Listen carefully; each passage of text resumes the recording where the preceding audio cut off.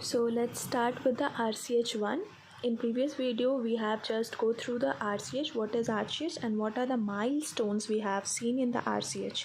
So the RCH is basically launched in 15 October 1997 and it includes 4 components. First one is CSM, means child survival and safe motherhood. Second one is the family planning. Third one is the prevention of respiratory tract infections and sexually transmitted disease, acquired immunodeficiency syndrome. Okay, now fourth one is the client oriented approach. So in this way you can remember the component. Okay, so for learning the RCH1 I have separately made what are the things we are included in child and what are the things we have included in mother. So this is about the mother and this is about the child. So let's first deal with the child. So for child the four and foremost thing is immunizations.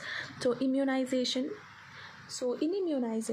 that is universal immunization program, CSM was the component of immunization was combined with CSM in 1992, and the component of immunization was combined with RCH1 in 1997. As we know that CSM was launched in 1992, in that only we have included the immunizations. Now another thing is to remember, we have included the 6 preventable diseases like polio, measles, PM and DT. You have to just remember the PM, DT. Polio, measles, DT, DPT, TB and DT is the one, and then another one is the tetanus. Now infections. So the babies are childs are more prone to develop a diarrhea, and it is the most leading cause of death of child due to diarrhea. So what India has done, India is the first country to develop low osmolarity ORS. Okay, so the low osmolarity ORS will be beneficial for the babies who are suffering from diarrhea. Additionally, the zinc were given to reduce the number of severity and number of disease in the child. Now also in diarrhea we have included the provision of deworming guidelines.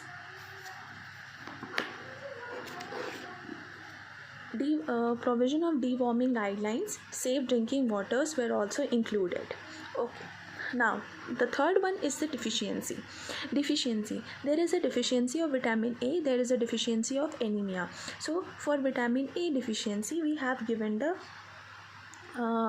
vitamin A solution 1 lakh international unit for 9 months of age, 2 lakh international unit after 9 months, then 2 lakh international unit in subsequent doses at 6 months for 5 years. Now for anemia, age was 6 months to 5 years, iron was given is 20 mg and folic acid 100 microgram. For 6 year to 10 year, 30 mg iron was given and 250 microgram folic acid was given. Now, more than 10 years of age, adult dose was considered. Now the second thing was added in this is urinary tract infections, because it is the most common cause of death.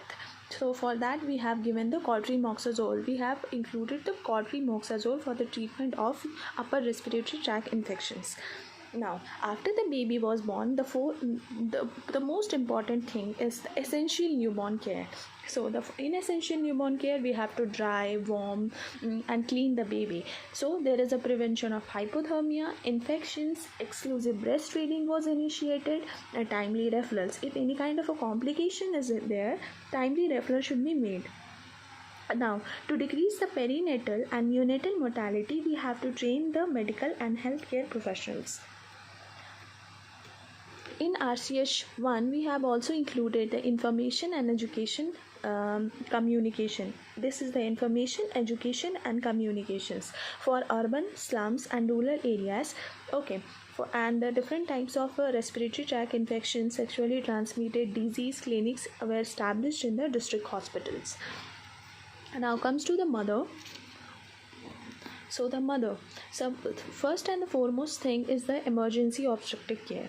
In emergency obstetric care, if any kind of emergency will occur, the first thing we do is refer the patient.